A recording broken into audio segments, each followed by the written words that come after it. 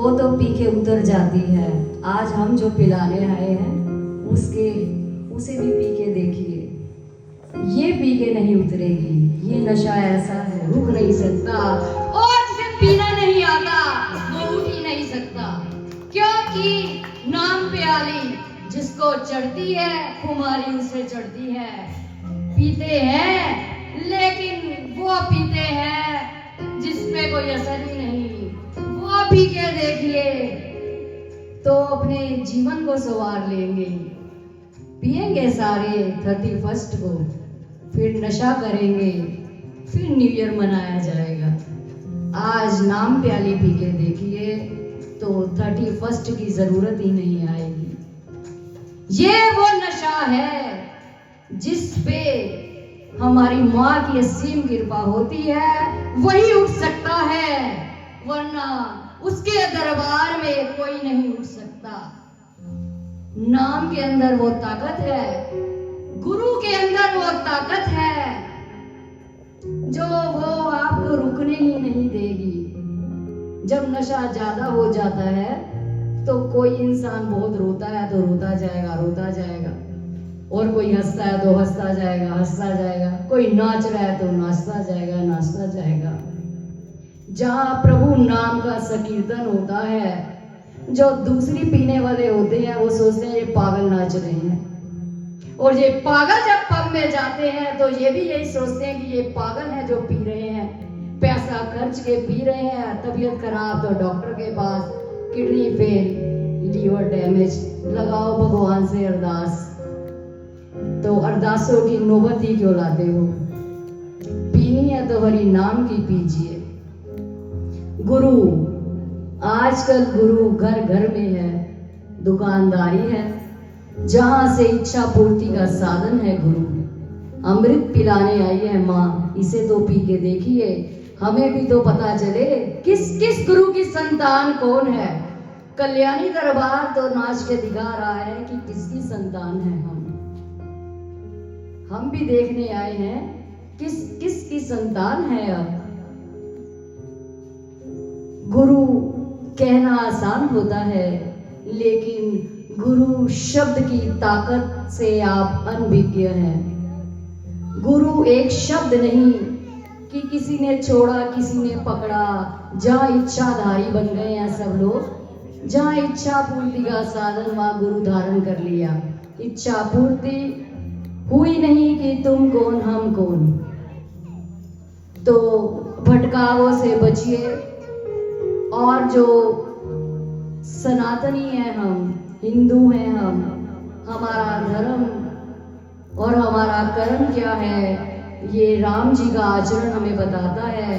कृष्ण भगवान की भागवत में लीलाएं हमें बताती हैं कि जीवन का सार क्या है, हम जीवन में करने क्या आए हैं और हमें करना क्या है, हमारा कर्तव्य क्या है, हमारा कर्म क्या है।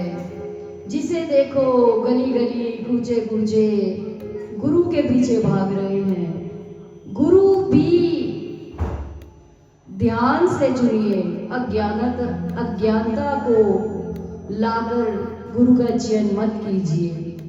भागवत सुनाने वाले, रामायण सुनाने वाले, भजन संध्या करने वाले, सबको जहां देखो वो दीक्षा देते हैं और आप बटोर के घर चले जाते हैं लेके। गुरु वो है जो अनमोल है, जो अपनी जीवा से हम गा के सुना नहीं सकते। गुरु वो प्रेम है जो जिताया नहीं जा सकता, आत्मिकता से होता है। आत्मा से आत्मा का मिलन ही गुरु से प्रेम है। उस प्रेम तक पहुंचने की कोशिश कीजिए, भटकावों से बचिए। भटकाव आपके जीवन चक्र को रोक देगा और आपको जहां तक पहुंचना है वहां कभी पहुंचने नहीं देगा। आसक्तियों में आसक्त होते हुए, विषय विकारों को ग्रहण करते हुए आप कभी सत्य के मार्ग पर नहीं चल सकते। मार्ग पे चलने से पहले देखा जाता है कहीं कीचड़ तो नहीं, कहीं कोई गड्ढा तो नहीं।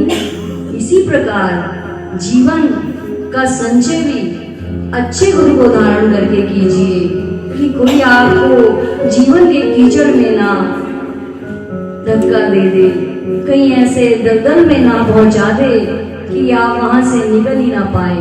दलदल है हमारे विषय विकारों का और जो कीचड़ है वो है हमारी वासनाओं का। इनसे बाहर आइए। ज्ञान तो हर कोई लेना चाहता है लेकिन उतारना कोई नहीं चाहता। यहाँ से लिया वहां छोड़ा, वहां से लिया वहां छोड़ा। अरे छोड़ने से पहले आप सोचिए कि आपने क्या उतारा अपने जीवन में। पहले उतारना सीखिए फिर देना सीखिए। आजकल जिसको देखो वीडियो देखी, स्टेटस देखा, टेलीविजन देखा, किसी से सुना किसी पे छोड़ा। आपने क्या जीवन में उतारा? अपने आचरण को संभालिए। हम दूसरे के आचरण को संभालने में अपना जीवन लगा रहे हैं और बेकार की चर्चाओं के अंदर अपने जीवन के अनमोल समय को खराब कर रहे हैं। सत्संग में 3 तरह के लोग आते हैं, माफ करना, ऊंगे सूंगे डूंगे।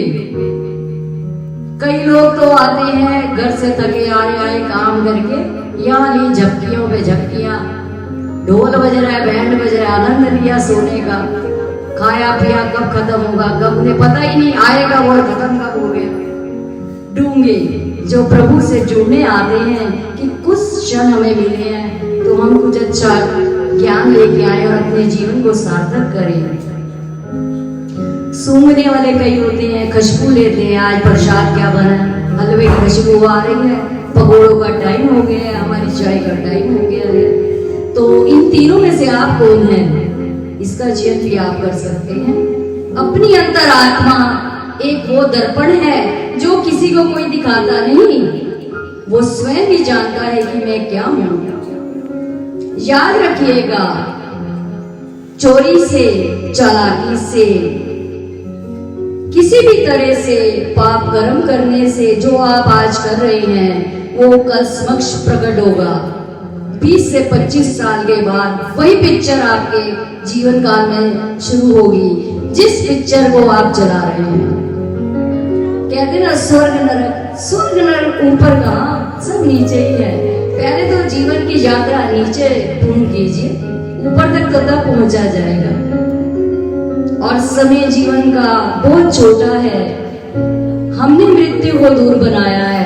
मृत्यु बहुत करीब है, उसे करीब से जान ले। कलयुग का पड़ाव है, जन्म होते ज्यादा सुनते हैं, ऐसे हो गया ऐसे हो गया। तो आप अपने इस मनुष्य जन्म को संभालिए।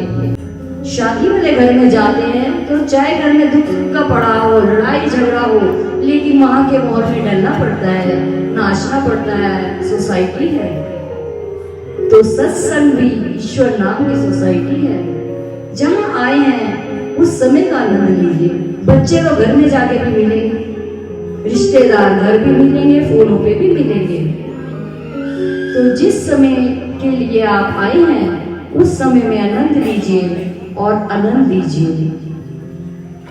हम तो पिलाने आए हैं और देखने आए हैं कि आप में पीने की ताकत कितनी है।